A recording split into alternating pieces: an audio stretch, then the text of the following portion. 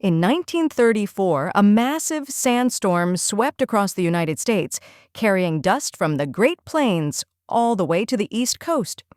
This event, known as the Dust Bowl, was a result of severe drought and poor farming practices. The storm was so powerful that it darkened the skies over New York City and even reached ships in the Atlantic Ocean. How could a storm travel such a vast distance?